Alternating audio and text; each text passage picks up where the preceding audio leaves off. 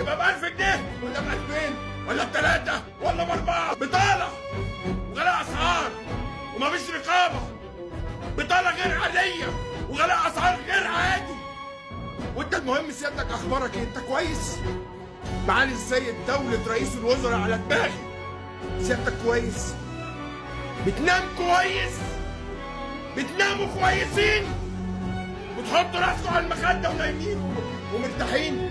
بعد اذن سيادتك حول للمغتربين في الخارج بنفس سعر السوق الموازي. هتجيلك 34 مليار دولار في البنوك المصرية. هترفع مناخيرك فوق، هتسند ظهرك، هتقف على حيلك، بدل ما انت في المسخرة دي. كل الدول دويلات بتصب فيك برجلها وتعمل عليك ملوك وعروش، وانتوا اسيادهم ناس بتدوس عليكم. اللي يقول لك كذا واللي يقول لك كذا، ولا ما نبغى، لا ما نريد، ما نشتري، لا نخرج من السوق. ليه عملتوا في نفسكم كده؟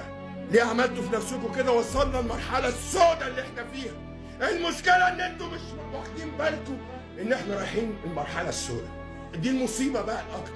انت اصل علينا ضغوط سياسية، علينا ضغوط سياسية. طب وانت ما بتضغطش خالص؟ انت بتنضغط يا باشا، بتنضغط بس رد الفعل ده يعني زيرو يا باشا. ما انت المفروض يبقى عندك استقراء للاحداث، المفروض يبقى عندك رؤية مستقبلية، المفروض يبقى عندك اجراءات